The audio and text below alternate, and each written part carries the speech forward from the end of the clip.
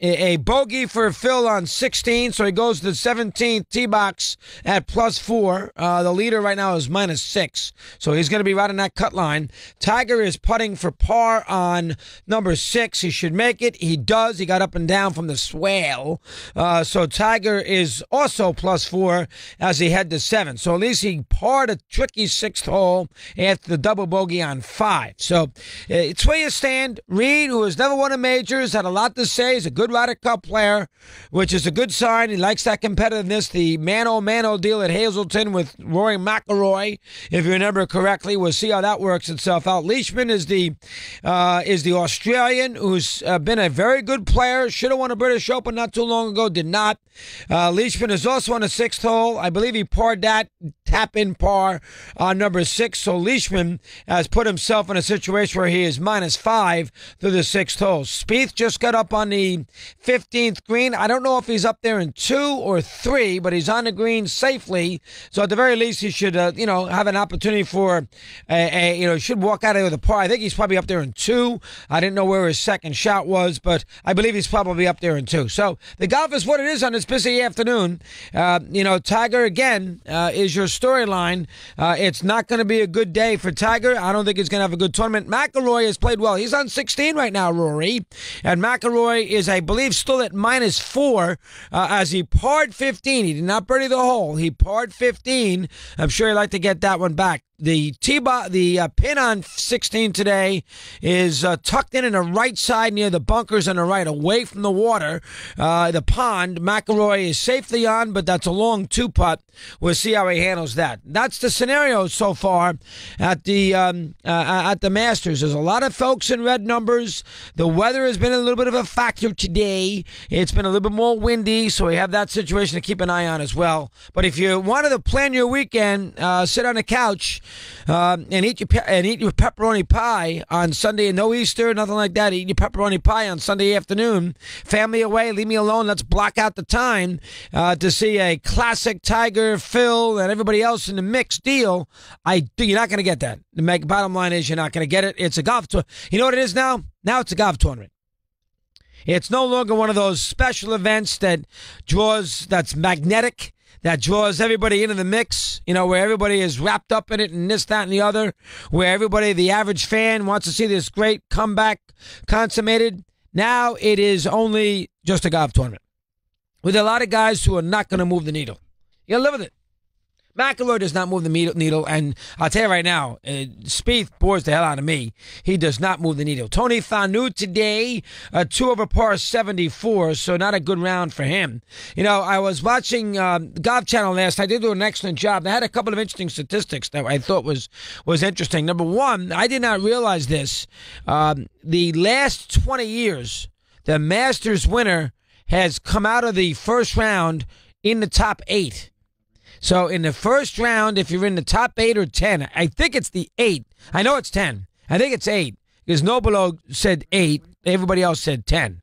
But I believe, whatever it is, top 10, the Masters winner after the first day has come out, from that first round, has come out of the top 10 off that first day. So if you go by that number, you know who the top 10 are. I can give it to you right off the top of my head if you want. If you go by the last 20 years of this tournament, and why not? I mean, that's a pretty good deal if you want to go by these last 20 years.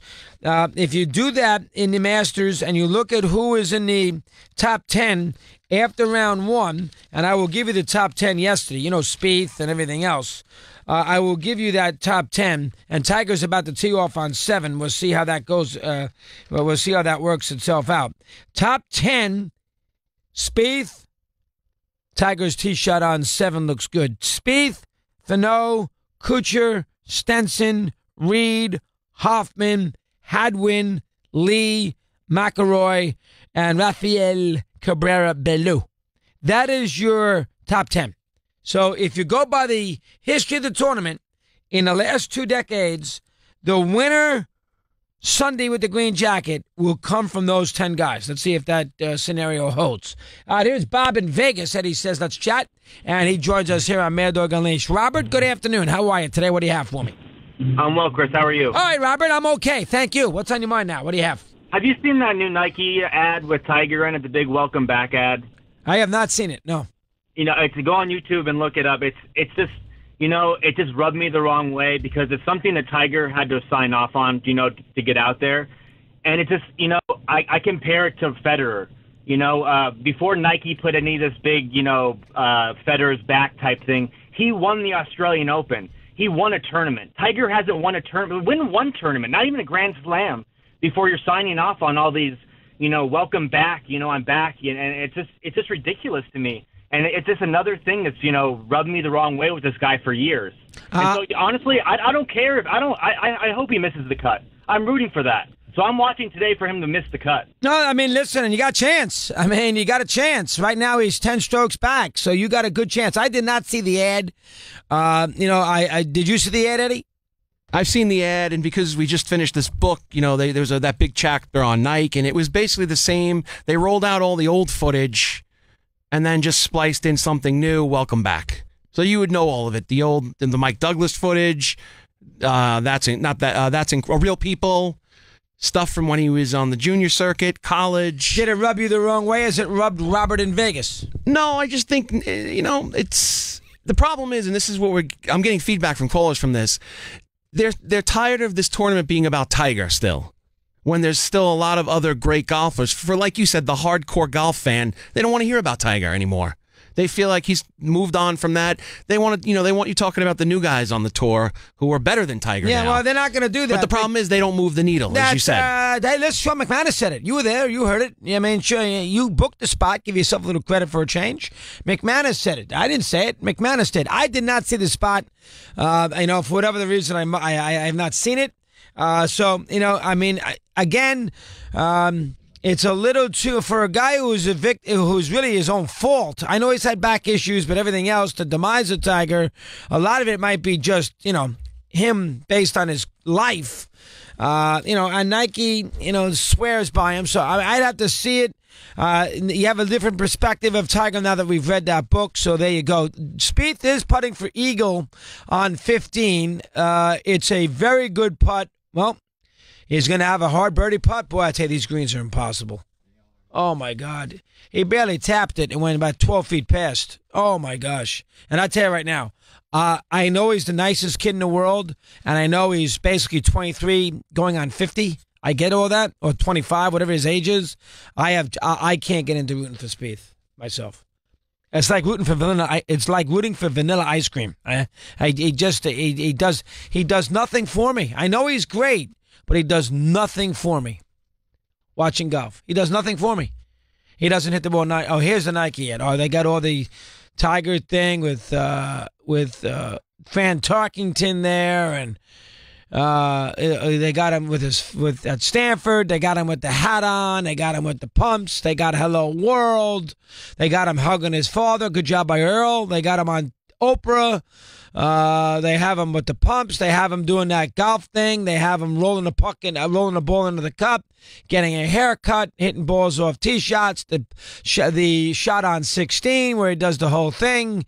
Yeah, all right. So they go welcome. They got him kneeling down after he hits a drive. They got a please stand by thing in the middle of it, and then they having him bounce back and making that long putt in Tampa. That was a couple weeks ago. So the culmination of everything, and now they added one piece to it. Yeah, and they not bad. Yeah, okay, and they got welcome back. It's not a terrible spot. What the heck?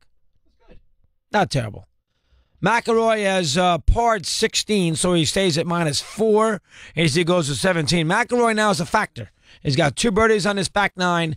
McIlroy is somebody you have to keep an eye on. We need a birdie from Phil, maybe, just to make the cut. He's on 17. He's got a 150 yards a club in his hand, probably a pitching wedge, and he hits an excellent second shot. So he's got a chance to birdie that. He needs that in the worst way to get to 3. So we see. Here is Reginald in Delaware, and he's aboard here on Mad Dog Unleashed. Reginald, good afternoon. How are you today? Hey, dog. How you doing, man? All right, Reg. Nice to talk to you. What's going on? Well, dog, I heard what Robert in Vegas just said. You know me, I'm a casual golf fan. I never would have got into golf if it was for Tiger Woods. So that I can understand where he's coming from. He's sick of it because he's a diehard golf fan. But for me, that's the only reason why I watch, dog. But now I'm up on the ins and outs of the game, and the best players that are on the tour right now. But if it wasn't for Tiger, I never would have been interested. Well, here's the key thing for you, Reg. Tiger is not going to play this weekend. He just hit a bad shot on 7. Tiger might be out for the weekend. Are you going to watch this weekend with no Tiger in Augusta? Oh, absolutely. Oh, you are? Okay. I'm sorry, Reggie, what was that last point? You said what? Absolutely what? Tiger's not my favorite player anymore. I like Dustin Johnson. So you will be in the mix here. Dustin's at -2. So Tiger got you into the game, and right now you can withstand it. You can watch it. You'll still be into it without him playing, correct? That's what it comes down to. Absolutely, dog. But like you said, those speed doesn't move the needle for me. I agree with you. He doesn't. And he's I can't. Spieth bores the hell out of me. Now I know he's great, and he just birdied number 15. So Spieth is beginning to show a few signs of life. He's got a couple of birdies here recently. Got off to a bad start. He goes to 16. He's at -4. So he's still right there. So we understand that. But generally speaking, Spieth to me, nice kid. But he is. It's very. I guess I just can't get into him. I mean, I don't know. I mean, he doesn't do anything out there. He's so steady. He's a great putter. He just does not anything for me as a golf fan myself. Here's Jeff in Jersey, and he says hello, and he's on Mad Dog Unleashed. Jeffrey, good afternoon. How are you today? Princess card she sends me.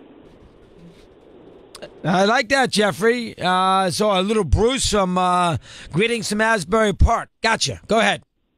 I was there on Tuesday, and the whole Tiger Phil effect was out of control. We had to stop following him. But one of the most well-run sporting events that I've ever been to. Let's go through that. First of all, it wasn't even a sporting event; it was a practice round. But let's go through that. Why was that the first time you had been there? First time in Augusta. I mean, you walk in and it's amazing. Absolutely amazing. You think you're walking on carpet. So we walk in, we go to the merchandise tent, in and out probably in about 45 minutes. You think you're going to spend $300. You walk out of there spending $1,000. You go to the bathroom, in and out. I mean, they're shuffling people in. It's absolutely amazing. Can't say enough about it. All right. How about the course itself? What sort of sense did you get there? Walking up and down those, very hilly, correct? Very hilly, right? Yeah, very hilly. So obviously TV doesn't serve it justice, right? It's like a, it's rolling hills and very well manicured. But the one thing that I really enjoyed was the 16th hole, the skipping contest. The fans are into it. Everybody did it that I saw, even the singles through the practice round. These guys hit like 3 or 4 balls and, they don't skip them in. And I have nothing but great things to say about it. But I'll still be watching this weekend I'm not a fair weather fan. I'm an avid golfer, but even if they're not in it, I'll still be watching. There you go. All right, listen, me too. No question about it. And you're going to be watching now probably without Mickelson. He did not birdie 17. He missed his putt, and Tiger's off the green on 7. So you got issues right now at the two of them. That's for sure. Justin Thomas, and keep an eye on him. He's in red letters now. He's at -1, so he's got a chance. Scott is in Augusta, and he's with us here on Mad Dog Unleashed. Scott, good afternoon. How are you today? I'm doing great, man. Masters Week, love it. I was calling. I heard a couple people talking about Tiger Woods, and I've been going to the Masters since 2000, and the first Masters I ever watched was '97 with Tiger Woods. So he got me into golf too, and then I didn't like him much after that. But let me tell you, that is a changed man. What I saw from him this week at Augusta National, I went on Monday and Tuesday. His interaction with the fans, with the other golfers, is amazing. I wish he was going to play the weekend because we know it makes golf a lot more exciting. But Tiger Woods is a changed human being. I think he's been humbled. All right, fair. So you got a good sign of Tiger, the interaction, smile on his face, looked a little more comfortable, so good for you. All right, so Tiger you're into, and Tiger may still play the weekend. He just is not going to be, at the very least, he's not going to be a factor on a weekend. Spieth does not like his tee shot on 16. I mean, he's safely on. He's not going to, he's got a long putt for birdie, but he's safely on. Get out of 16 with a par. That's what I would do. I'm not trying to do anything crazy there. So we need a birdie from Phil on 18 to make sure he's in good shape as far as making a cut, minimum. Remember, Reed's bogeyed a hole, so he's -5. You're within 10 strokes, you're in the mix. Right now, Tiger and Mickelson are within 9. Not quite enough. Here's Chris Lepresti. Got a sports bite. He's on Mad Dog.